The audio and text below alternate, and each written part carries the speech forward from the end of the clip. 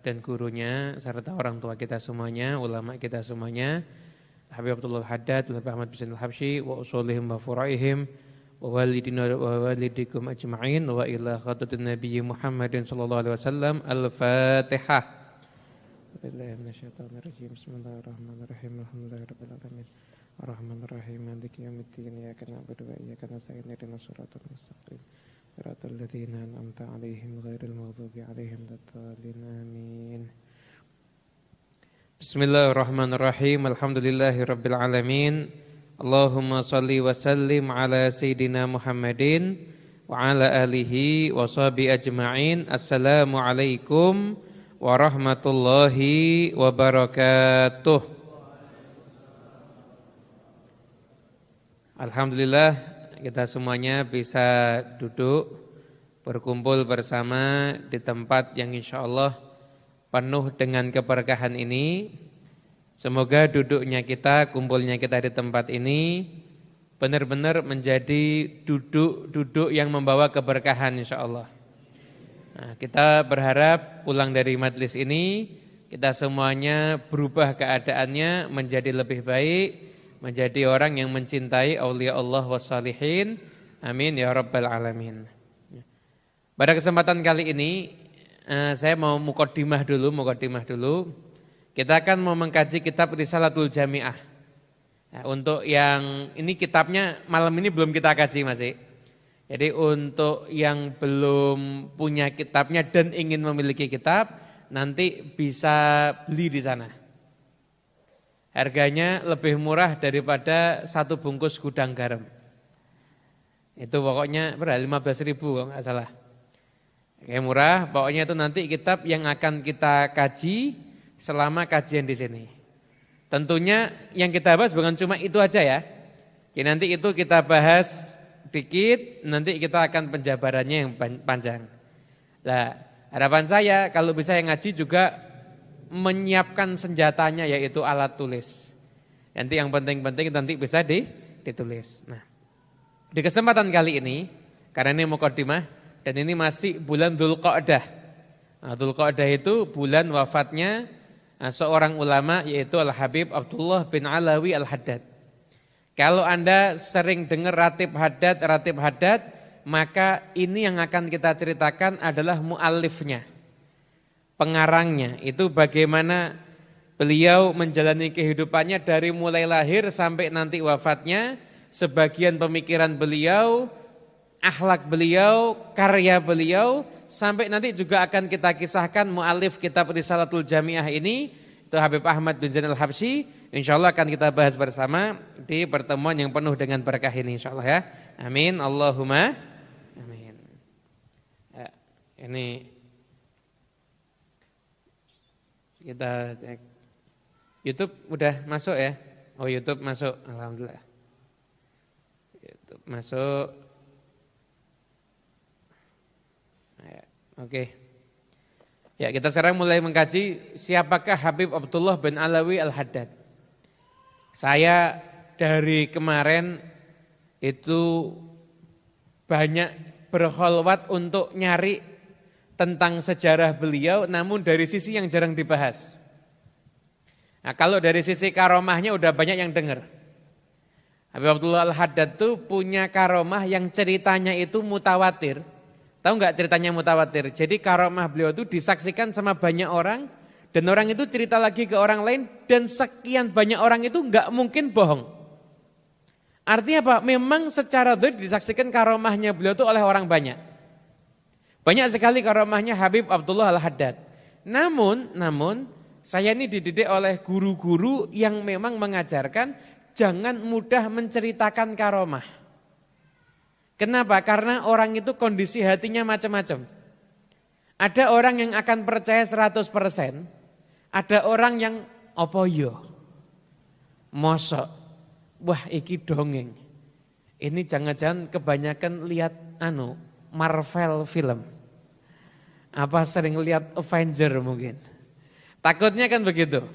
Nah, karena memang kondisi orang itu beda-beda. Nah, saya akan ceritakan dari sisi perjuangan beliau, sabarnya beliau, kemudian bagaimana beliau mengawal ilmu ini mengawal ilmu ini, yang mana ilmu ini adalah warisan daripada kakek beliau yaitu Nabi Muhammad SAW. Nah, kita akan bahas beliau Habib Abdullah bin Alawi Al-Haddad itu seorang mujaddid. Diakui seorang mujaddid. Bahkan Kiai Maimun Zubair dalam kitab beliau yang berjudul Al-Ulama'ul Mujaddidun, beliau juga menyebutkan di kurun ke-11 mujaddid umat Nabi Muhammad SAW di alam dunia ini adalah Habib Abdullah bin Alawi Al-Haddad. Mujaddid itu siapa, Habib? Mujaddid itu adalah ulama yang Allah kirim kepada umat yang munculnya 100 tahun sekali.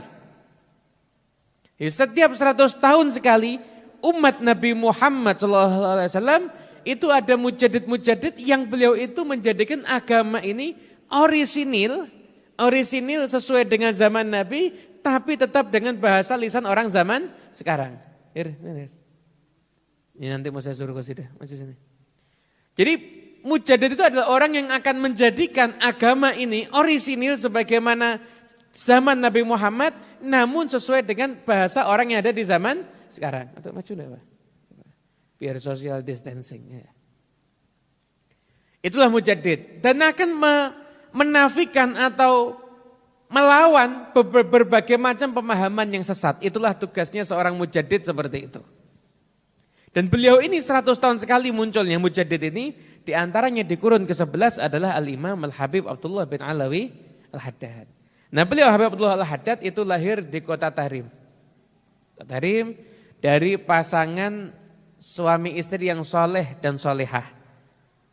Ayahnya bernama Habib Alawi bin Muhammad Al-Haddad, ibunya bernama Syarifah Salma.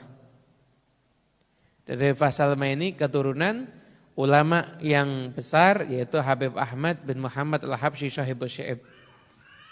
Jadi beliau itu ayahnya marganya Al-Haddad, ibunya itu marganya Al-Habsyi. Al-Habsyi. Jadi kalangan Habib itu kan ada marga-marga ya. Marga. Gitu.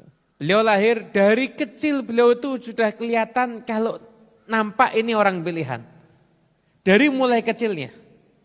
Kenapa? Karena ujiannya dari kecil itu udah ujiannya orang-orang dewasa. Yang namanya bayi itu kan tradisi mungkin di mana-mana ini ya. Bayi itu kan biasanya dibungkus pakai kain ya. Bahasa Jawanya dibelebet. Bahasa Indonesianya apa? Digedong itu bahasa Jawa itu. Bahasa Indonesianya apa? Digedong itu, Dibalut. Nah. Masuk dibalut. Pokoknya itu ya. Jadi dibalut menggunakan kain. Balut kan pakai kain kan? Jenengan dulu pakai kain apa pakai daun pisang dulu? Pakai kain semuanya ya. Nah, Habib Abdullah Haddad dia itu dibedong, dibalut pakai kain begitu, kain dilipat itu. Kemudian setelah itu pernah satu malam nangis terus. Sampai heran, kenapa ini nangis? Ketika pagi dibuka ini kainnya, ternyata di dalam lipatan kain itu ada kalajengkingnya. Masih bayi ini. Dan dalam tubuhnya, di tubuhnya itu ada 17 bekas sengatan kalajengking. Habib Abdullah Haddad. Jadi kecilnya aja ujiannya udah ujian yang luar biasa. Umur 4 tahun beliau sakit cacar. Sakit cacar itu nggak boleh kena yang basah-basah kan? Nggak boleh mandi gitu kan? Ini beliau sakit cacar, punya pamannya mungkin agak Majudub itu ya wali cuma agak aneh gitu loh. Sama pamannya diambilkan, ini anak kecil kesian kok kayaknya kering. Diambilkan minyak, di seluruh tubuh kasih minyak. Akhirnya ini cacar naik ke mata dan akhirnya secara zahir beliau itu tidak melihat. Dari usia 4 tahun. Anda bayangkan ketika itu perasaan ayah dan ibunya gimana? Kira-kira nih kalau ada anak 4 tahun diuji seperti beliau, itu yang lebih sakit anaknya, di usia itu anaknya atau orang tuanya? Orang tuanya kan?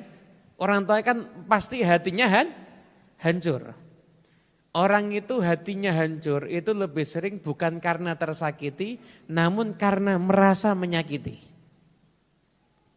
Yang sering menjadikan orang itu hatinya hancur itu bukan karena tersakiti, namun merasa menyakiti. Makanya nanti orang-orang yang tobat, minta ampun kepada Allah Subhanahu wa taala, itu nanti setan akan masuk kepada orang itu, seraya mengatakan tobatmu enggak diterima. Kenapa? Dia dibuat kamu tuh sudah menyakiti Allah, kamu enggak akan diterima begitu. Makanya nanti akan ada dua golongan yang sama-sama enggak benar. Yang satu putus asa daripada rahmat Allah, yang satu berhayal rahmat Allah tapi enggak pernah nyari. Yang satu maksiat tapi putus asa, enggak mungkin diampuni lagi, terlalu banyak dosa saya sudah terlalu sering begini. Berputus asa dari rahmat Allah. Yang satunya lagi maksiat tapi insya Allah saya akan mendapatkan rahmat Allah Ta'ala. Jadi santri isinya tidur aja, tapi kalau ditanya insya Allah futuhal arifin nanti insya Allah. Yang namanya di dunia yang namanya orang pengen kenyang itu harus makan. Pengen hilang hausnya ya harus minum. Lah kalau ada orang berhayal, saya insya Allah sebentar lagi akan kenyang, tapi nggak mau makan. Ini kan berarti orang perlu diperiksakan ini. Ini kan berarti orang agak aneh ya kan? Berarti orang ini perlu diperiksakan, ini berarti orang agak aneh ini. Nah, itulah yang terjadi di dalam kehidupan Habib Abdullah Al-Haddad. Namun beliau ternyata kekurangan secara zahir yang terjadi pada diri beliau itu tidak pernah membuat beliau itu mengeluh. Enggak pernah beliau itu mengeluh. Bahkan beliau itu tetap berijtihad untuk mempelajari ilmu agama sampai akhirnya beliau menghafalkan Quran ketika masih usia kecil. Beliau itu selesai belajar Quran, ini usia kecil ini, selesai belajar Quran, beliau itu bersama salah satu sahabatnya, itu berkeliling di masjid yang ada di masjid-masjid Tarim, total sholatnya beliau keliling ke masjid-masjid itu totalnya bisa sampai ke angka 100 rakaat atau 200 rakaat. Itu wiritannya setiap hari habis dari belajar, keliling masjid ini sholat sekian rakaat, ini sekian rakaat, sampai akhirnya total sholatnya 100 atau 200 rakaat. Nah, beliau lakukan itu untuk apa? Ngapain kok ibadah sebanyak itu? Beliau pernah ditanya dan dikatakan dalam kitab yang saya kaji ini, beliau melakukan itu semuanya karena bersyukur kepada Allah Subhanahu wa taala. Anda bayangkan dari umur bayi disengat kalajengking, umur 4 tahun buta, usia kecil sholatnya 100 rakaat, syukur kepada Allah Subhanahu wa taala. Enggak pernah ada ngeluh tuh, enggak pernah. Enggak pernah ada beliau doa, ya Allah sembuhkan saya, enggak pernah. Beliau syukur kepada Allah Ta'ala sekalipun dalam keadaan secara zahir enggak melihat, namun bisa menghafalkan Quran, bisa mengkaji ilmu. Syukurnya setiap hari sholat 200 rakaat. Itu Habib Abdullah bin Alawi Haddad. Ini kira-kira kalau ibadahnya kayak begini jadi orang besar, pantas apa enggak pantas? Pantas ya. Syukur sama Allah. Anda bayangin. Jadi beliau tuh punya prinsip lihat nikmat Allah, dan beliau melupakan apa yang terjadi pada dirinya. Mohon maaf, koreksi diri kita. Kita itu lebih sering mengingat nikmat Allah atau mengingat ujian. Kalau ada orang jahat sama kita, itu kita inget-inget terus kejahatannya. Benar apa enggak? Benar kan? Nah, kalau ada orang jahat sama kita, itu kejahatannya kita inget-inget terus. Wah, sampai kapan tuh mesti kita ingat. Tapi kalau ada orang baik sama kita, bentar kita udah lupa. Bentar kita sudah lupa. Padahal sebenarnya kalau lihat dosa kita, harusnya ada nggak orang yang baik sama kita? Ini coba nih. Saya ini kalau seandainya dibuka, nggak ada orang mau salaman sama saya. Jadi kita ini kalau dibuka aibnya nggak ada orang mau peduli sama kita. Kalau isi hati kita itu bisa di-share, dilihat di channel tertentu. Kira-kira ada orang mau husnudon sama kita apa enggak? Ada enggak? Enggak ada. Anda bayangin kita ini sebenarnya enggak pantas mendapatkan kebaikan. Yang pantas itu ya kita ya dihina. Memang kita ini orang yang terhina. Kita ini pantasnya itu mendapatkan hinaan. Tapi ini beliau itu tidak mau mengingat yang tidak enak. Yang beliau ingat adalah yang nikmat. Itulah thariqahnya Habib Abdullah bin Alawi Al-Haddad. Saya tadi baru baca kalamnya Habib Abdullah bin Alawi Al-Haddad yang dikumpulkan oleh Syekh Abdul Karim Al-Hasawi dalam kitab Tathbitul Fuad. Itu beliau mengatakan begini, lemparkan dirimu ke tanah, lalu jadilah tanah. Ketika kamu telah menjadi tanah, maka tidak akan membahayakan kamu apabila kamu diinjak oleh tanah atau kamu ditimpa oleh tanah. Ketika di bagian pertamanya saya sudah bingung. Suruh jadi tanah gimana ini? Nih kalau orang polos berarti dibakar jadi abu kalau begitu. Itu polos kalau itu. Maksudnya kamu lemparkan dirimu ke tanah. Aslimu itu kan tanah. Lemparkan dirimu itu ke tanah. Lemparkan dirimu ke tanah. Jadilah kamu tanah, artinya apa? Ya saya ini tanah ya diinjek-injek itu ya pantas. Ada yang buang kotoran itu juga pantas. Tapi tanah tidak pernah membalas batu yang dilemparkan, kotoran yang dilemparkan, kecuali yang ditumbuhkan adalah tumbuhan, adalah pohon yang rindang, adalah kebaikan untuk umat manusia, itulah tanah. Dan kalau ada tanah itu ketumpuan tanah, kira-kira semakin rendah atau semakin tinggi? Tinggi. Lah begitu juga kalau kita tuh jadi orang yang benar-benar kita tuh merendah, kita tuh membumikan diri kita, maka kalau kita dihina, kita dicacing maki, kita merelung, saya ini memang pantas. Maka hinaan, cacian, makian orang lain kepada kita, itu tidak akan merendahkan kita, justru akan menjadikan kita tuh semakin tinggi. Ini makanya ilmu tanah. Siap mengamalkan. Tadi ada yang buat ini mau saya tulis status, cuma lihat ilmunya, wah kok ruwet ini. Pokoknya paham kan? Kalau enggak paham ya, yang paham alhamdulillah, enggak paham wa syukrulillah, itu aja. Dan setelah itu, dikatakan juga, ini kesaksian dari murid sahabat-sahabat beliau ketika kecil. Ada Syed Abdullah bin Faqih, beliau mengatakan, saya ini tumbuh besar bareng sama Habib Abdullah Al-Haddad. Tumbuh besarnya bareng. Namun saya tahu beliau itu lebih unggul daripada saya. Dari kecil itu beliau itu sudah kelihatan kalau akan menjadi orang besar. Ini Habib Abdullah Al-Haddad kalau sudah membaca Yasin itu nangis terus. Nangis itu nangis beneran, bukaan syadidan.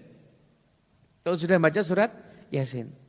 Sampai dikatakan ini beliau ini kayaknya fotonya ini lewat surat Yasin. Nah tiap baca surat Yasin itu pasti nangis. Kalau kita kebalikannya, diundang Yasin Talib, baca surat Yasin langsung tidur. Suara piring kelontang-kelontang bangun. Oh, ini sudah waktunya hidangan dikeluarkan.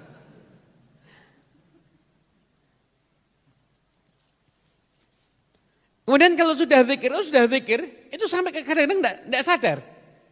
Digotong akhirnya, dibawa ke makam dan setelah itu baru sadar. Sudah zikir sampai seperti itu.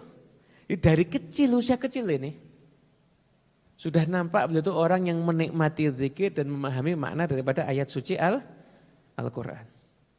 Ya sudah beliau itu sudah zikir, itu sampai enggak sadar, kemudian dibawa ke makam daripada Imam Al-Faqihil Muqaddam, itu leluhurnya Thariqah Alawiyah dan leluhurnya para habaib, bawa ke sana, nanti setelah itu enggak lama kemudian beliau sadar. Itu dari kecil itu yang beliau alami seperti itu. Kemudian setelah itu dikatakan juga beliau itu dari kecil itu senangnya keliling untuk berjumpa dengan orang-orang soleh. Beliau itu ziarah baik kepada orang soleh yang masih hidup ataupun yang sudah meninggal dunia mengharap keberkahan. Dan beliau kadang-kadang datang ke Syaib. Sana ada makam Sayyidina Ahmad bin Isa al-Muhajir dan Habib Ahmad bin Muhammad al-Habsyi. Itu dari kota Tarim ya lumayan. Itu kalau naik mobil itu enggak salah sekitar 40 menit. Ini beliau jalan kaki bahkan kadang-kadang dalam keadaan puasa. Anda kalau tahu panasnya daerah Arab Yaman sana, Hadramaut sana, itu enggak kayak Semanggi. Walau Semanggi itu panas mesti baik itu panasnya itu. Anda masih main futsal atau main sepak bola mungkin enggak terasa. Ini di sana kalau panas Anda keluar enggak pakai kacamata hitam enggak bisa ngelihat, silau. Kemudian panasnya itu kering, jadi badan enggak berkeringat. Tapi sengatannya itu luar biasa. Ya rata-rata rumah sekarang ini, terakhir saya ke sana itu 2 tahun yang lalu, semoga insya Allah bisa kembali lagi ke sana. Itu terakhir saya ke sana itu setiap rumah itu dari ruang tamunya sudah ada AC-nya. Tapi AC itu sudah jadi kebutuhan pokok sana. Sudah musim panas, Masya Allah. Kalau ceritanya orang-orang dulu, orang-orang generasi terdahulu yang pernah belajar di Yaman, itu sudah musim panas, itu kalau mau tidur kasurnya disiram air. Setelah itu dia mapan tidur, kadang-kadang belum sempat tertidur kasurnya udah kering. Itu zaman belum banyak AC. Jadi kira-kira itu panasnya kayak gimana itu? Ya mungkin ya mirip sauna, wallahu a'lam. Saya enggak ngalami yang panas kayak begitu soalnya di sana. Itu sampai begitu. Jadi kalau sudah mau tidur itu kasur disiram air. Setelah itu mapan, nanti belum sempat tertidur kadang-kadang kasurnya sudah kering. Panasnya seperti itu beliau ziarah keliling ke tempatnya orang-orang soleh. Senangnya begitu. Kemudian beliau seringnya menyendiri di masjid. Menyendiri ada di masjid. Dia menyendiri ibadah di masjid, baca kitab. Bahkan beliau itu kalau sudah selesai sholat Jumat itu langsung cepat-cepat bergegas keluar dari masjid langsung ke masjid yang sepi dan setelah itu beliau menyendiri diam di masjid itu terus. Kadang-kadang kalau ada yang ngetuk pintu enggak dijawab, dibiarin. Nah, bahkan ketika beliau itu nikah, maka beliau ya tetap seringnya di masjid. Tidak sekali baru mengunjungi istrinya. Baru mengunjungi istrinya. Cuma istri zaman dulu wanita solehah ya. Anda jangan coba-coba niru ya. Anda tuh kalau iktikaf di masjid berarti itu problem di rumah tangga berarti itu. Ini ada orang kalau iktikaf terus di masjid, oh sudah berarti ini kalau enggak nganggur ya berarti ini habis diomelin berarti ini. Kemudian setelah itu gimana ciri-ciri fisik beliau? Beliau tuh orangnya tinggi, kemudian pundaknya itu lebar. Enggak gemuk, kulitnya putih dan di wajahnya itu enggak ada bekas-bekas kayak seakan-akan orang enggak ngeliat itu enggak ada bekasnya sama sekali. Berwibawa itu luar biasa. Setiap dilihat tuh dalam keadaan senyum. Dalam keadaan senyum. Kalau sudah bicara, maka yang ada di sekitarnya itu bisa nunduk begitu, mendengarkan pembicaraannya.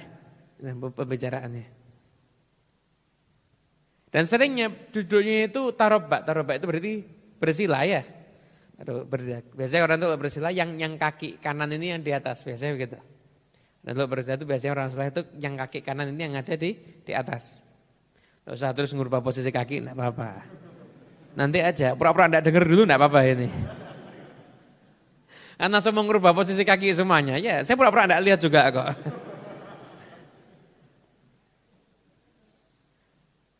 Atau beliau itu duduknya juga pakai habwa itu tahu kain itu jadi buat gantinya sandaran. Udah saya praktekkan ini. Jadi gini, kakinya diangkat begini ya, itu pakai habwa begitu. Ya, kadang-kadang juga pakai tangannya begini.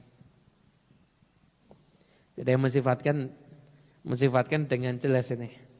Kaki kanan di atas ya. Kemudian setelah itu juga kadang-kadang duduk yang satu kaki kadang-kadang duduk juga nyantai begini. Dan ini pasti kalau diselidiki sunnah ini, karena beliau itu apa sunnah? Duduknya begini, yang kaki kanan ini yang di atas juga sering begitu. Nah, prakteknya cukup ya. Tidurnya gimana Beb? Jangan. Dan beliau tuh ciri-cirinya tuh kalau datang tamu semua tamunya disenengkan semua tamunya. Semua tamu itu disenengkan. Kalau datang orang yang terhormat ya dihormati. Kalau ada orang yang tidak dihormati sama masyarakat dihibur sama beliau. Dihibur sama beliau kemudian disenengkan hatinya. Khususnya kalau yang datang tamu orang fakir. Khususnya kalau yang datang tamu orang fakir. Mirip nih kayak orang zaman sekarang ini. Ini kalau kondangan itu kan ada yang bagian among tamu ya. Itu kalau yang datang fakir kira-kira gimana? Terus yang datang setelah itu kaya, terus kira-kira gimana? Yang datang fakir, nah, belakang ya, jangan depan-depan ya. Kalau fakir ya, lo kayak monggo sampai, Masya Allah. Makanya tapi hati-hati ya, kalau ada orang yang menghormat orang kaya karena kekayaannya, bukan karena kesolehannya ya. Ada orang menghormat orang kaya karena kekayaannya, maka hilang 2/3 agamanya. Nah 2/3 agamanya. Kenapa? Ciri-ciri moto duitan. Itu beliau itu kalau sudah kedatangan tamu orang miskin itu bahagianya luar biasa. Orang miskin datang dihibur sama beliau luar biasa. Senangkan hatinya, bahkan orang miskin itu enggak keluar dari tempat beliau kecuali kalau punya hajatnya sudah diselesaikan, kalau punya urusannya sudah diselesaikan oleh beliau. Bahkan kadang-kadang orang miskinnya enggak minta, beliau yang nanya, "Kamu ada hajat apa? Siapa yang sakit? Udah punya uang buat makan apa belum? Makan buat keluargamu ada enggak? Anakmu gimana? Pendidikannya gimana?" Nanya terus. Kalau berjumpa dengan orang fakir, miskin. Dan beliau juga orangnya sabar luar biasa. Beliau pernah mengatakan, "Inna nasma'u unasan ya'kuluna ta'amana wa yasubbunana fala nata'atsaru lidzalik." Kami ini dengar, kata beliau, ada orang yang tiap hari makan makanan kami, tapi tiap hari mencaci maki kami. Fala nata'atsaru lidzalik, saya enggak terpengaruh dengan itu sama sekali. Bal nad'u lahum, justru saya malah mendoakan kebaikan untuk mereka. Jadi datang orang tiap hari makan di rumah beliau, tapi tiap hari di luar mencaci maki beliau.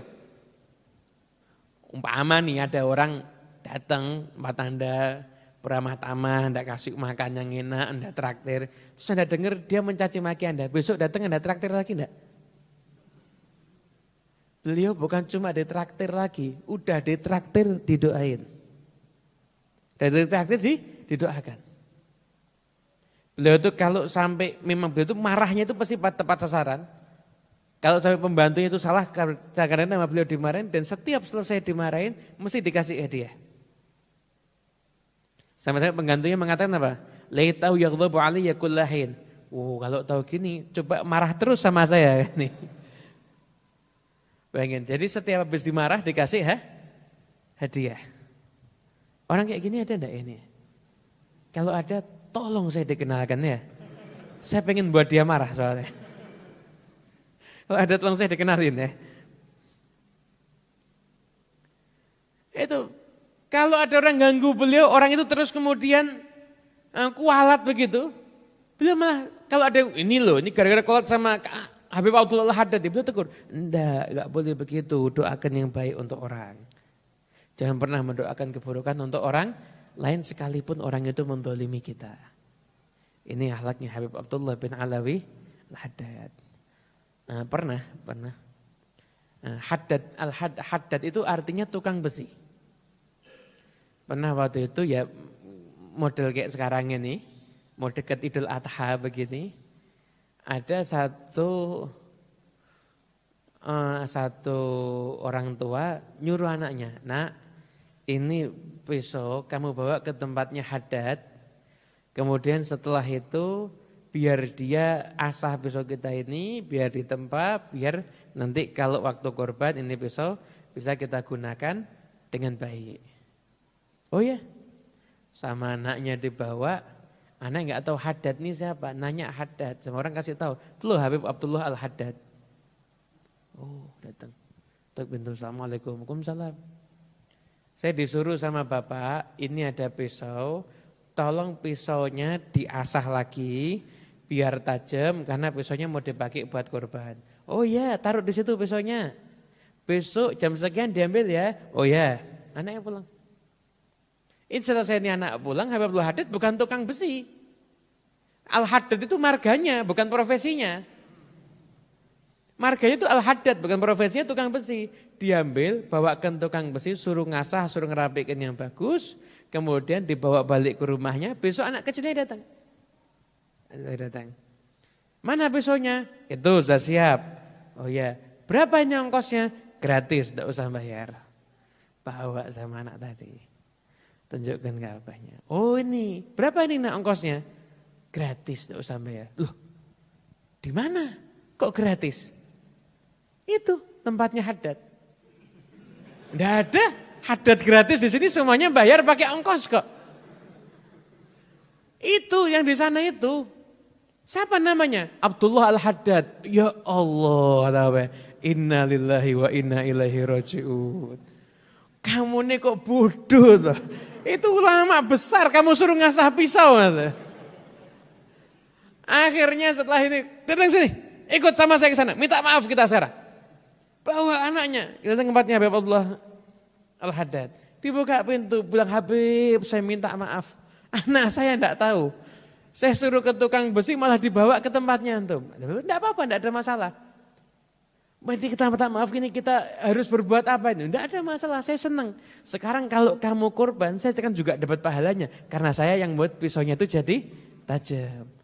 Akhirnya minta maaf, pulang. Ini halaknya Habib Abdullah Al-Haddad. Coba ke rumah kita kira-kira gimana? Coba kita yang jadi ulamanya nih kira-kira gimana?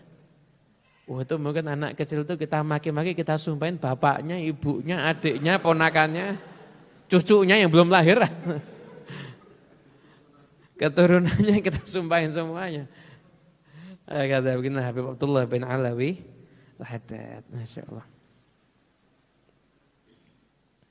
Kemudian beliau juga mengisi hidupnya itu dengan dakwah itu luar biasa.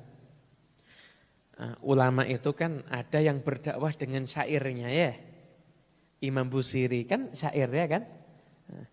Ada ulama itu berdakwah dengan ceramahnya. Ada ulama itu berdakwah dengan karya tulisnya. Habib Abdullah bin Alawi Al-Haddad berdakwah dengan tiga-tiganya. Syairnya itu isinya ilmu. Kemudian ceramahnya dibukukan sama muridnya, Tathbitul Fuad, isinya ilmu. Kitabnya isinya ilmu. Negara mana yang enggak membaca kitabnya Habib Abdullah Al-Haddad? Enggak ada. Indonesia Habib, banyak. Dari zaman dulu para kiai juga membaca kitabnya Habib Abdullah bin Alawi Al-Haddad. Rotibnya lagi lebih banyak. Saya pernah dulu zaman mondok, saya diajak sama Habib Taufik ikut pengajian di ujung Gunung Bromo. Ujung Gunung Bromo. Gunung Bromo. Itu saya mau muntah udah saya tahan itu. Jalannya Masya Allah. Ekstrim, off-road. Itu ketika Habib Taufik bilang sama kita, Habib Taufik bilang capek. Iya capek Ustadz, kita mau menjawab tidak capek ya bohong. Mau jujur kan tidak enak juga, tapi ya akhirnya kita milih jujur. Capek Ustadz, kata Habib Taufik, ini dulu abah saya pergi ke sini kadang-kadang jalan kaki atau naik dokar, kita naik mobil. Di ujung gunung ada satu masjid. Di sana baca Ratib Al-Haddad, baca Maulid Simtudurur. Saya kira kata Habib Taufik, selesai kita Kita selesai beliau ceramah, kan dijamu ramah tamah, kita pulang, beliau terus nanya, kira-kira Habib Abdullah Al-Haddad, Habib Ali Al-Habsyi pernah ke sana apa enggak? Ya, enggak pernah Ustaz. Ke Indonesia enggak pernah, apalagi ke Gunung Bromo, saya ajak baru pertama kali. Enggak pernah Ustaz. Tapi kamu lihat coba, barokahnya ikhlas itu beliaunya enggak pernah ke sana, tapi ajarannya bisa sampai di sana. Ini semuanya karena barokahnya ikhlas. Itu beliau, itu karya, itu dakwahnya luar biasa. Jadi dengan ceramahnya beliau, dakwahnya luar biasa, banyak hati yang tersentuh. Kemudian dengan karya tulisnya dan juga dengan ratibnya, dengan syairnya dan lain sebagainya. Nanti kita akan mendengarkan syairnya Habib Abdullah bin Alawi Al-Haddad. Habib Abdullah bin Alawi Al-Haddad itu, beliau itu udah ibadahnya seperti itu. Itu kalau sudah munajat dalam syairnya, isinya cerita kekurangan dirinya. Qadista antuka rabbi ala mudawati kalbi. Gitu artinya, qadista antuka rabbi, saya sudah minta tolong kepada Allah. Kenapa? Untuk mengobati hatiku. Kemudian ya waiha nafsul ghawiyah, hai kamu yang nafsunya itu sesat. Beliau ini nafsunya sesat dari mana? Loh dari kecil aja udah ibadahnya, sholatnya ratusan rakaat. Dan niatnya itu karena syukur. Nah, kemudian beliau paling senang kitab. Kan? Saya ini kalau kitab hadis paling senang Sahih Bukhari. Kalau kitab tafsirnya Imam Al-Baghawi. Kalau kitab fikih paling senang kitab Minhajnya Imam An-Nawawi. Dan kalau kitab tasawuf paling beliau sukai adalah kitab tasawufnya Ihya Ulumuddin.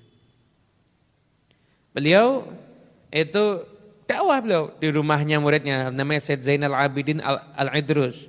Buat di sini kita mau ngaji setiap duha hari Sabtu dan hari Rabu baca Sahih Bukhari dan kitab Ihya. Jadi beliau keliling di tempat ini dakwah ngajar, lagi dakwah ngajar terus begitu. Beliau itu pertama kali ngajar ketika datang, beliau itu masih khalwat, datang orang. Saya pengen baca Riyadhus Shalihin, ya udah ngajar. Abdullah Haddad itu kalau ngajar kira-kira lihat kitab apa enggak? Enggak, berarti kalau beliau ngajar Ihya berarti kira-kira gimana? Hafal? Ihya. Kalau beliau ngajar Bukhari kira-kira gimana? Berarti hafal Sahih? Kalau beliau ngajar tafsir Baghawi berarti beliau tuh hafal tafsir Baghawi. Dan banyak kitab lainnya lagi. Bahkan ulama sezamannya itu mengatakan Habib Abdullah Al-Haddad ini levelnya insya Allah udah bisa jadi mujtahid. Kenapa? Karena tidak ada satupun kitab di bumi Hadramut kecuali beliau baca dan beliau sekali baca langsung hafal. Dari hafalan beliau terhadap hadis-hadis Nabi yang sekian banyak, dipilih amal-amal yang manfaat untuk kita, zikir-zikir. Jadinya ada namanya wirdul kabir. Wiridnya artinya panjang, banyak wiridnya. Cuma lihat orang kesian, akhirnya dibuat namanya wirdul latif, disingkat lagi. Dibuat juga ketika itu Ratib Al-Haddad. Namanya sebenarnya Ratib, bukan tidak ada Al-Haddadnya. Belum ngasih, ini Ratib Al-Haddad, enggak. Yang ngasih nama kan orang lain, bukan beliau terus ngasih nama, enggak kayak orang zaman sekarang promosi. Beliau enggak pernah mempromosikan diri. Ratib, namanya Ratib, nama susunan zikir-zikir. Nah, orang-orang setelahnya bilang Ratib Al-Haddad, begitu. Itu beliau tuh enggak pernah patah semangat dalam dakwah. Bahkan beliau mengatakan apa? Barang siapa yang enggak semangat dakwah padahal dia mampu, dia layak, maka dia termasuk orang yang diancam oleh Allah mendapatkan azab karena menutupi ilmu. Makanya kita enggak boleh patah semangat di dalam berdakwah. Alhamdulillah sekarang ini ada medsos. Ada medsos. Anda bisa dakwah dengan medsos Anda. Sekalipun hanya nulis ilmu penting di status cukup. Itu sudah merupakan bagian daripada dakwah. Insya Allah nanti kita di sini nih insya Allah yang mau kita kaji itu tidak ada pendapat saya. Saya tidak mau berpendapat, yang memang saya nggak bisa berpendapat. Yang mau kita kaji semua adalah ucapan dan nasihatnya para ulama aulia Allah was. Kenapa? Kalau saya yang bicara, ini bicaranya Muhammad ini ada nafsunya. Pengen terkenal. Pengen dikagumi sama orang. Iya. Tapi kalau yang dibaca itu kalamnya orang-orang soleh, maka insya Allah kalamnya orang soleh itu mereka ucapkan dalam keadaan hati mereka itu ikhlas. Majelis beliau juga tadi sudah disampaikan, majelis beliau itu paling sering dibaca kitabnya itu adalah kitab Ihya Ulumuddin. Nah, kitabnya Habib Abdullah bin Alawi Al-Haddad itu kitabnya menembus batas manapun juga. Masya Allah, luar biasa. Saya kurang lebih 2 minggu yang lalu ketika jumpa dengan guru kami Habib Taufik, waktu itu kita bahas kitabnya Habib Abdullah Al-Haddad. Kata beliau, orang itu kalau sering baca kitabnya Habib Abdullah Al-Haddad itu akalnya bisa cerdas nanti. Akalnya bisa cerdas. Itu ilmu zahir batin ada semuanya itu. Ilmu dunia akhirat ada semuanya. Nah, nanti insya Allah, ini tadi saya baru niat juga, kita kan di satu jamiah kan nanti ada yang kajiannya kan fikih murni kan ada. Waktu fikih pure, kita bahas syarat sholat misalkan, kita terangkan syarat sholat, nanti di akhir kita mau mengkaji, kita ambil cuplikan kitab Al-Hikam karya Habib Abdullah Al-Haddad nanti insya Allah ya. Kita ambil cuplikannya nanti insya Allah. Nah, ini beliau tuh di dalam kitab Al-Hikam pernah mengatakan begini, kalau ada orang memuji kamu dengan kelebihan yang tidak ada pada diri kamu, saksikanlah nanti dia akan mencaci maki kamu dengan kekurangan yang tidak ada pada dirimu. Masuk akal ya? Ini kita Habib Abdul Haddad tuh hikmah-hikmahnya nanti membuat kita tuh jadi cerdas di dalam memandang dunia ini. Dikisahkan ada satu orang ulama datang ke salah satu negara di Eropa. Ini kisah saya dengar dari ulama Tarim yang barusan meninggal dunia, Habib Ali Masyhur. Karena di Tarim ini saat ini banyak sekali orang Eropa yang tinggal di sana. Ada orang Inggris, Australia, Kanada, itu banyak sekali di sana. Bahkan ada perumahan komplek khusus yang dari Gharbi, yang dari barat ada perumahan komplek khususnya itu. Itu ada orang datang ke negaranya, saya nggak berani nyebut nama negaranya. Nah, kode etik mungkin juga, saya takut. Itu dia bawa kitabnya Habib Abdullah Al-Haddad itu 4.000 yang sudah diterjemahkan ke dalam bahasa negara itu. Ada 4.000 nuskah, 4.000 teks naskah kitab. Dibagi-bagi dan dibagi-bagi diajarkan kitab dari kitab 4.000 ini yang masuk ke dalam agama Islam berkat kitab itu 1.500 orang. Kemudian juga Habib Umar bin Hafid beliau mengisahkan ada di satu negara bukan negara Eropa, negara Barat. Itu ada satu orang dai berdakwah di penjara. Berdakwah di penjara. Nah, di penjara itu dia berdakwah, dia bawa kitabnya Habib Abdullah Al-Haddad yang judulnya Sabilul Iddikar. Dakwah. Anda bayangkan narapidana yang pernah sholat aja serem. Ini narapidana yang gak pernah sholat kira-kira gimana? Hatinya tuh kira-kira gimana? Dikasih kitab ini sudah diterjemahkan, dikaji. Karena kitab ini sekian banyak narapidana akhirnya masuk Islam. Masuk dalam agama Islam. Karena kitabnya Habib Abdullah bin Alawi Al-Haddad tadi. Nah, kitabnya itu bukan hanya ilmu. Dalam kitab itu juga ada cahaya. Dan insya Allah nanti kita akan kaji juga biar kita dapat cahayanya juga insya Allah ya. Amin. Kalau saya buat kajiannya di YouTube, mau nyimak apa enggak? Kitab Al-Hikam saya buat kajiannya di YouTube. Kira-kira mau nyimak apa enggak? Ini anggota grup ngaji Senin ini kadang-kadang di-share tapi enggak pernah dibaca soalnya ini. Pokoknya masuk grup sudah. Masuk grup nanti, pokoknya nanti seminggu sekali dilihat, oh ini. Jadi kita insya Allah kita aktif setiap hari, pokoknya ada tambahan Mari kita kalau Anda mau meluangkan waktu yang di grup ya, yang belum masuk grup, bisa kontak ke Mas Juan 08157666105. 08157666105, kontak ke sana, masuk grup. Itu tiap hari insya Allah akan ada tambahan-tambahan ilmu insya Allah. Kitabnya luar biasa, syairnya pun juga luar biasa. Ya, nanti saya siapkan Nadil Muhajir Safiullah. Nadil Muhajir Safiullah. Di mana? Belum. Nadil Muhajir Safiullah itu dikisahkan ada salah seorang, ini muridnya Habib Abdullah Haddad yang nulis kitab Tathbitul Fuad. Dari kalamnya Habib Abdullah bin Alawi Al-Haddad. Ketika itu beliau naik perjalanan mau berjumpa dengan Habib Abdullah Al-Haddad, itu naik kapal kecil. Kapal kecil. Di tengah jalan ternyata ada hujan badai. Anda bayangin, itu air sudah masuk ke dalam kapal, airnya itu sudah masuk ke dalam kapal airnya itu, kemudian orang-orang nangis. Akhirnya orang ini tadi pernah tahu gosidanya Habib Abdullah Al-Haddad, yang tawasul dengan orang-orang soleh, Nadil Muhajir Safiullah, itu dibaca sampai akhirnya pada bagian wabijaddikum wabikum tanjab sohbul baliyati wadhurri. Berkat kakek kalian yaitu Nabi Muhammad dan berkat kalian orang-orang soleh, maka akan tersingkap semua awan-awan yang berisi ujian dan berisi bencana madhar dari Allah Subhanahu wa taala. Dibacakan itu, maka langsung seketika itu juga dia tidur, mimpi berjumpa dengan Habib Abdullah Haddad, ziarah di Ma'la di Mekah, bangun tidur, satu kapal udah bahagia semua. Kenapa? Topannya udah hilang, airnya udah dikeluarkan.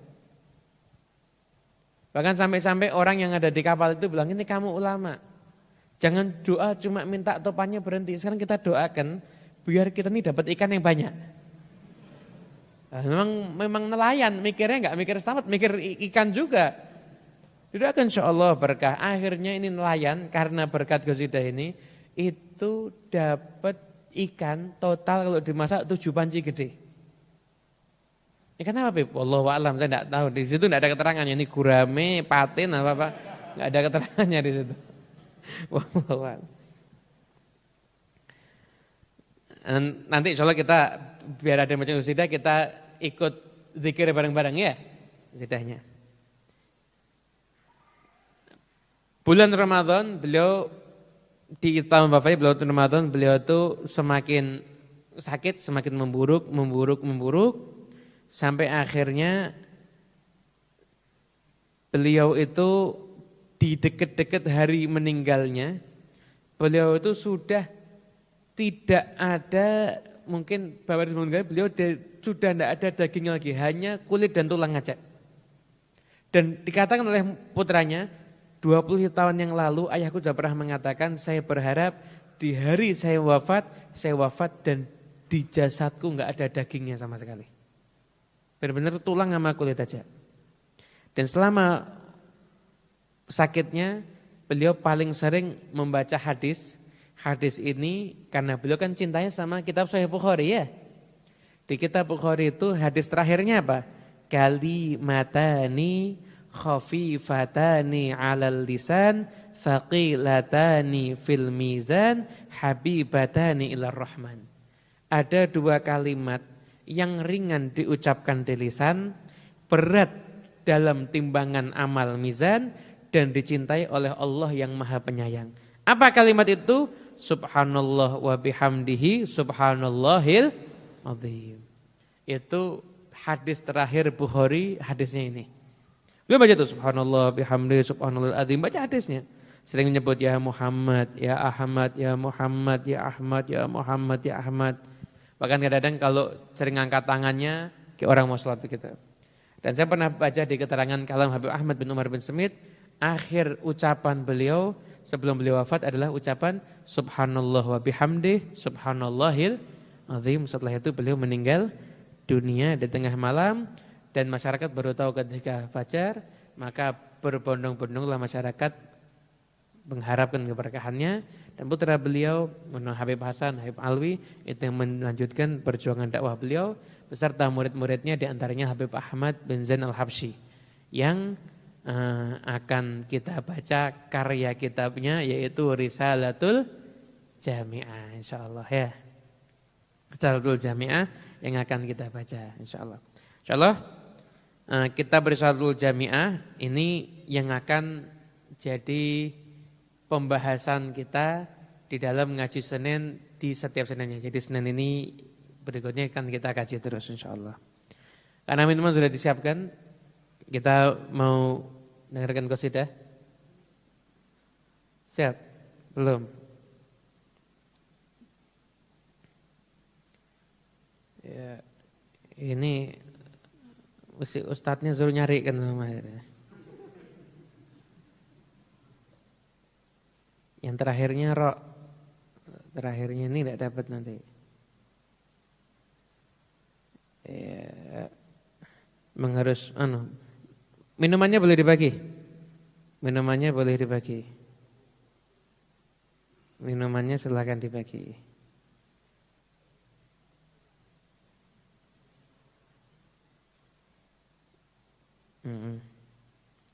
Insyaallah bentar lagi dapat.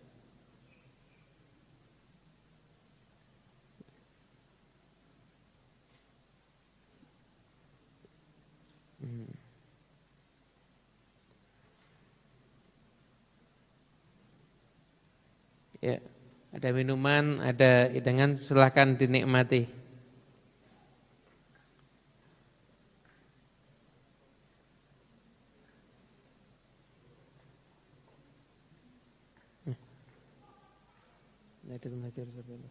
Ya Sayyidi Rasulullah ya. Kesidahnya ya Sayyidi Rasulullah itu Syekh Abdullah bin Alawi Al-Haddad. اللهم صل وسلم على سيدنا محمد وعلى آل سيدنا محمد يا سيدي يا رسول الله يا من له الجاه عند الله إن المسيئين قد جاءوا لذنبي يستغفرون الله يا سيدي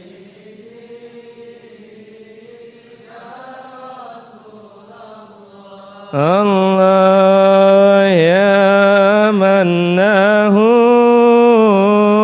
الجاه عند الله إن المسيئين قد جاءوا لذنبي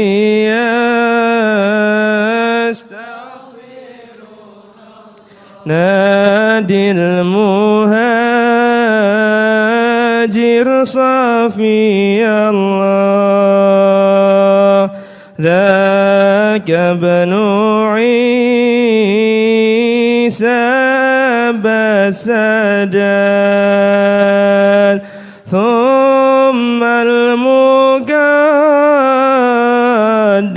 ولي الله غوث الورى قدوة القدان يا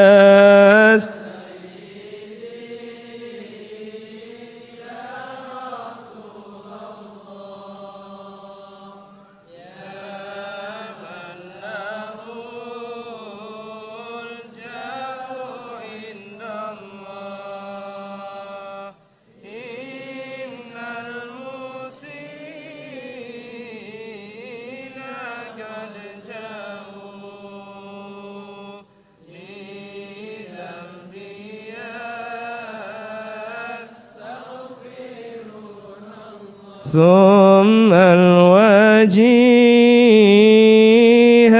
لدين الله سقفنا خارج العادات السيد الكامل الأواب العيدر اسم ظهر الكتر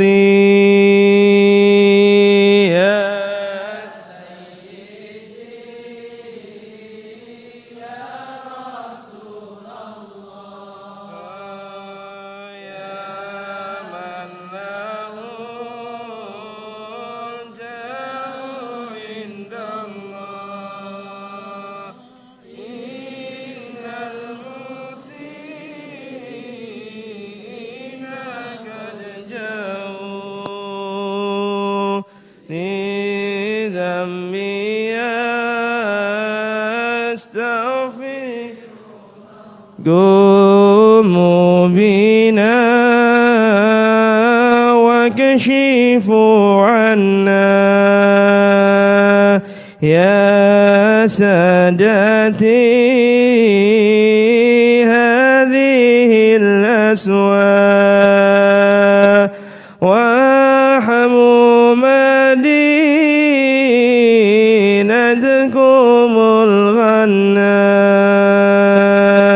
من جملة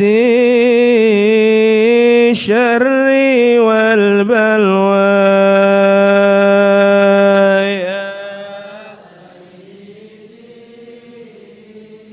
يا رسول الله يا من له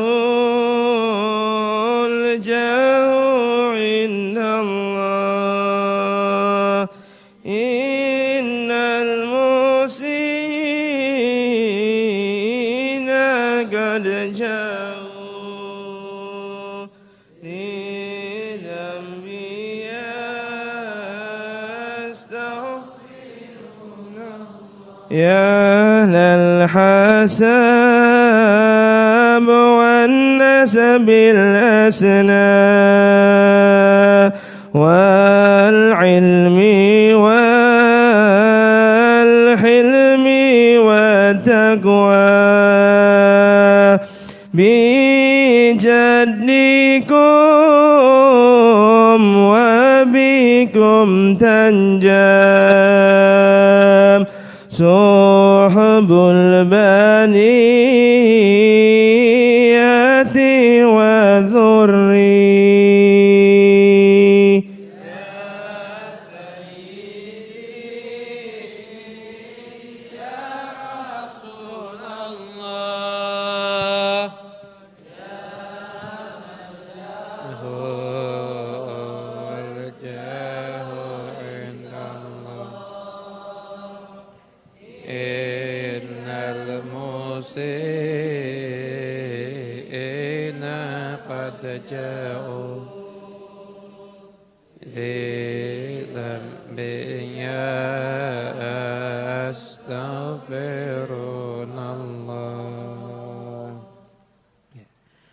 Di antara keilmuan Habib Abdullah bin Alawi Al-Haddad, beliau pernah mengatakan, saya kalau seandainya berkenan mau menerangkan ayat Rabbana atina fid dunya hasanah wa fil akhirati hasanah, maka dari keterangan saya akan muncul 70 ilmu.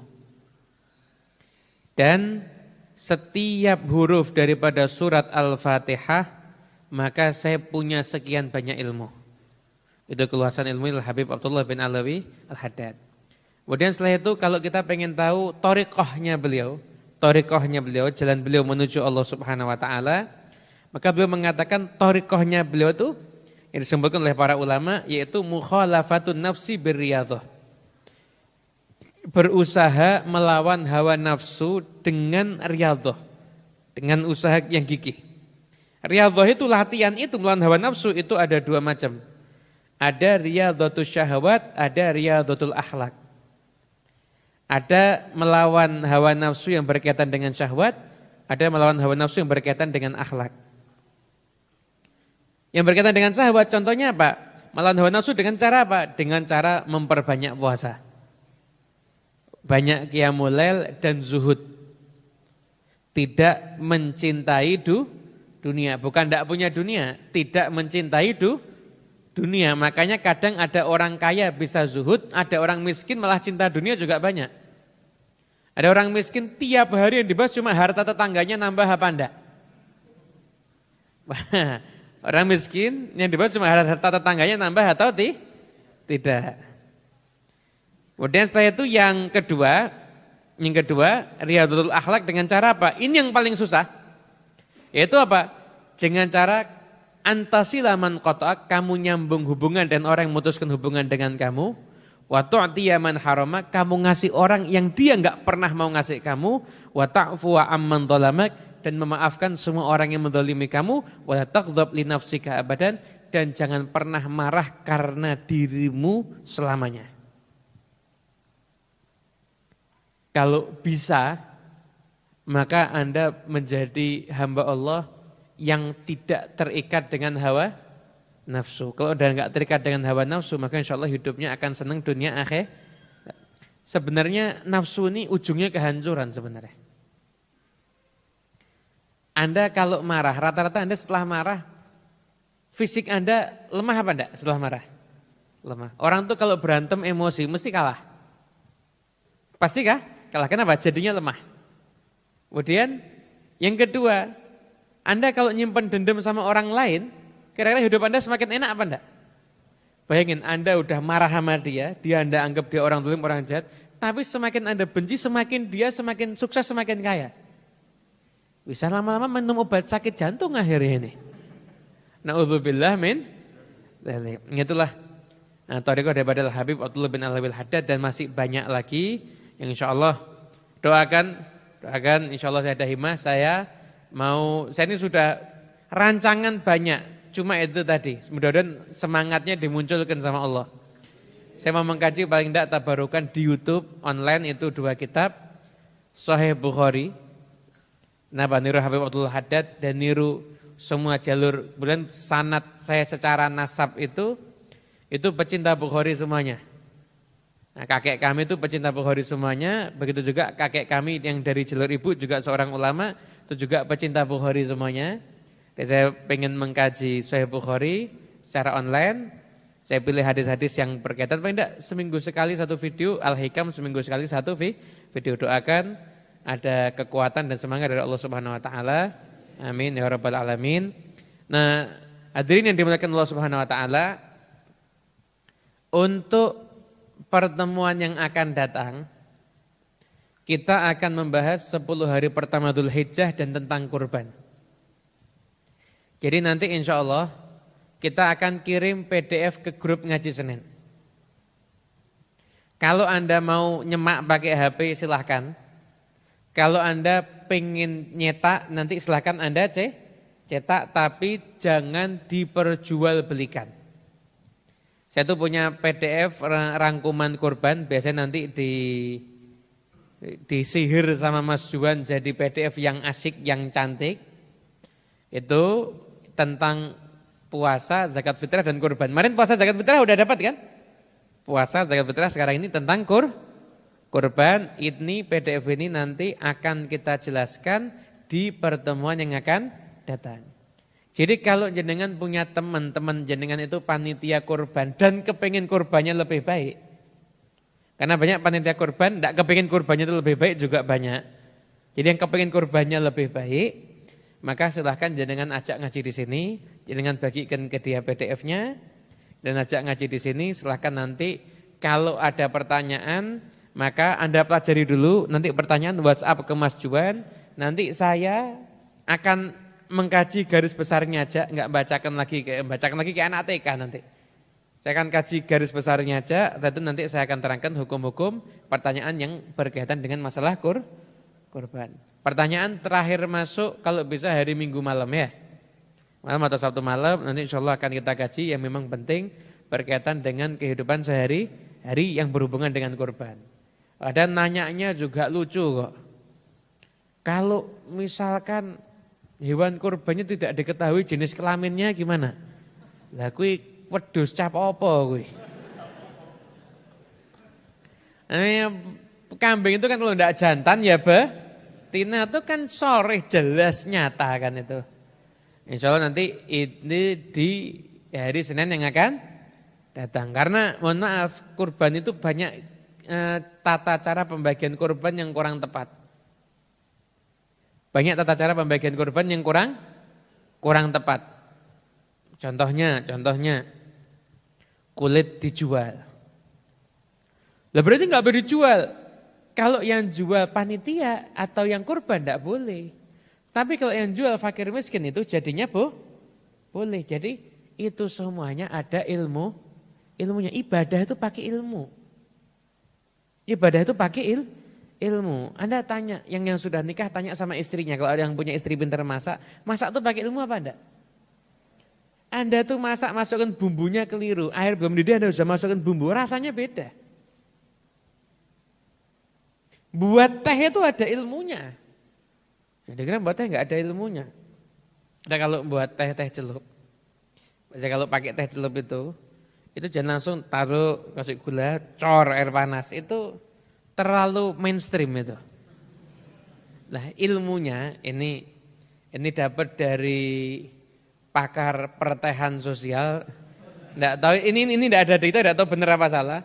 Itu jadi tehnya itu yang buat dicelupnya itu taruh di ujung sendok, kasih air panas dulu dikit. Udah basah, itu baru ditaruh di gelas, itu baru dicor air panas. Kenapa? Karena kertas itu kan ada apeknya. Kertas kan ada apeknya yang mempengaruhi rasa, aroma dan lain sebagainya. Lah itu kalau udah dikasih air panas dulu dikit, maka apek-apeknya itu yang enggak enak dari kertas yang bungkus tehnya itu keluar, itu nanti tinggal dicor akan mendapatkan teh yang nikmat. Buat yang suka teh. Kopi ada ilmunya. Ya ada orang itu enggak senang kalau kopi itu manis, kopi itu pahit. Tapi karena yang menikmati akhirnya jadinya serasa seperti manis. Makanya itu semua ada ilmunya. Tinju pakai ilmu apa enggak? Saya lihat petinju saya kira enak. Tinju itu cuma pokoknya paskan kepalanya, sikat selesai. Ternyata enggak, saya punya sepupu tuh petinju. Pernah latihan saya diajak. Saya nyoba, lu mukul tuh ya begitu mukul tuh harus badannya begini, menggok sedikit, tak bilang wah habis umur saya nanti kalau ngurusi badan miring-miring begini. Sudah wis bukan bagianku dah ini. Jadi semuanya itu pakai ilmu. Renang pakai ilmu apa enggak? Renang cuma biar ya. Jadinya saraf kecepit, naudzubillah min dzalik. Makanya semuanya pakai ilmu, termasuk kurban itu juga harus pakai ilmu. Semoga barokah dan manfaat. Amin ya rabbal alamin. Terima kasih sudah menyaksikan lewat live streaming, termasuk juga yang sudah hadir. Alhamdulillah hari ini social distancingnya berjalan dengan baik ini. Cuma yang belum pakai masker masih banyak. Jadi karena Solo sekarang katanya kaki kurang kondusif, kalau bisa ngaji bawa maskernya ya. Masker nanti itu ditaruh ke bawah enggak apa-apa. Taruh ke bawah nanti enggak. Kalau diginikan terus mungkin kan risih, taruh ke bawah itu enggak ada salah. Ini kita semua mengikuti SOP kesehatan biar pertama kita taat sama ulil amri dan biar benar-benar semua itu akan sehat wal afiat. Anallahu yaftah alaina wa alaikum futuhal arifin wa faqihna wa iyyakum fid din wa alimna wa iyyakum at-ta'wil wa hadina wa iyyakum ila sawa'i sabil rabbana atina fid dunya hasanah wa fil akhirati hasanah wa qina adzabannar wa sallallahu ala sayyidina Muhammadin alhamdulillahi rabbil alamin bisirul Fatihah. Bismillahirrahmanirrahim. Rabbil alamin arrahmanir rahim maliki yaumiddin iyyaka na'budu wa iyyaka nasta'in ihdinas siratal mustaqim siratal ladzina an'amta 'alaihim ghairil maghdubi 'alaihim waladdallin. Amin. Allahumma salli wa sallim ala sayyidina Muhammadin miftahi babi rahmatillah adada ma fi ilmillah salatan wa salaman daimaini bidawami mulkillah ala alihi wa sahbihi. Allahumma ij'al fi ta'atika farahi wa sururi jami'a umuri Allahumma ya alim bihalati wa muttali ala sarairi wa niyati iqdi jami'a hajati waghfir dhunubi wa sayyiati wa tajawaz an khati'ati wa zallati wa taqabbal jami'a hasanati samihni fima madha wa ma yati waktubni fi diwani sadati wasluk bi sabila najati fi hayati wa mamati Allahumma inni tami'un fi atak raghibun fi ridhak mustaslimun liqadak faktubni min awliyak wasluk bi sabila hudak hikni bi asfiyak wa sallallahu ala sayyidina Muhammadin sallallahu alaihi wasallam alhamdulillahirabbil alamin. Terima kasih atas kehadirannya. Sampai jumpa lagi di pertemuan yang akan datang. Lafu minkum. Wassalamualaikum warahmatullahi wabarakatuh. Silahkan kalau mau beli kitab Risatul Jami'ah bisa di sana ya. Jadi yang belum punya kitab bisa beli kitab Risatul Jami'ah di teman-teman yang ada di sana.